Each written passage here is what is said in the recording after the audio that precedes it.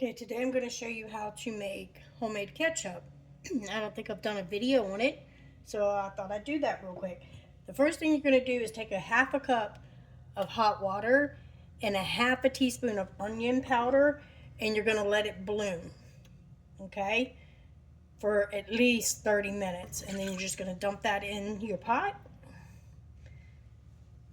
And you're going to take a 6-ounce can of tomato paste, whatever brand you prefer, and put that in your pot. Now I have my stove on like a medium low. You have numbers, mine's on 3. Okay, you don't want it too high, because you just need to warm this up. You don't really need to cook it or anything, but I'll show you why you need to warm it up here in a minute. So you're just going to put this in here. Should have done that before I got on camera, I don't think. Okay. Here we go.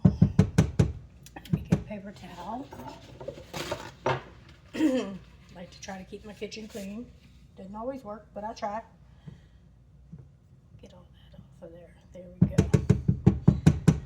So like I said, my oven's on, or my stove, not my oven, my stove's on like 3. And so far we have a half a cup of water with a half a teaspoon of onion powder that you let bloom for about 30 minutes, 6-ounce can of tomato paste. You're going to use 1/8 of a cup of packed brown sugar. And then you're going to need 1/4 of a teaspoon of salt, 1/4 of a teaspoon of dried mustard powder. Now this is going to sound weird, but this is really good ketchup. 1/4 of a teaspoon of cinnamon,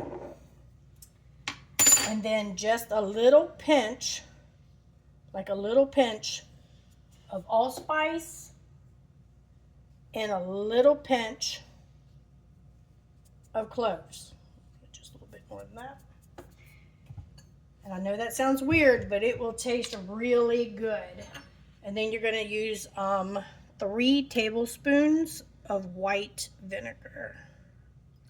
1, 2, 3. Now you're just going to mix it up and let it warm up. And you need it to be warm because of the next ingredient.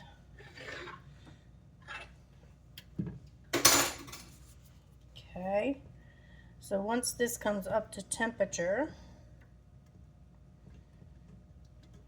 I said you don't need to like get it too warm. It just needs to heat up a little bit. So you're just going to whisk it all together.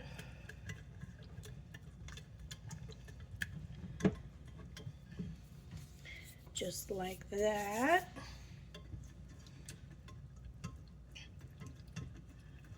Okay, I'm going to let this come up to temp, and then I'll show you the last ingredient. Okay, so now that this is warming up, it doesn't need to be too hot, just a little warm. Now some of these ingredients sound weird, and this one's going to be one of them, but you want to do a scant 1/8 of a teaspoon of baking soda. So just a scant 1/8 of a teaspoon of baking soda, and you will see it'll start doing this. It's just balancing the acid in your ketchup. So we can turn this off and just continue to stir it up. Let it finish doing its thing.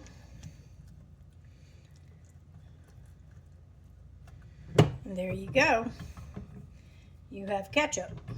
Now I just transfer this to a mason jar and just spoon it out whenever I need some. This is really good. My grandchildren even enjoy it. So that's what it looks like.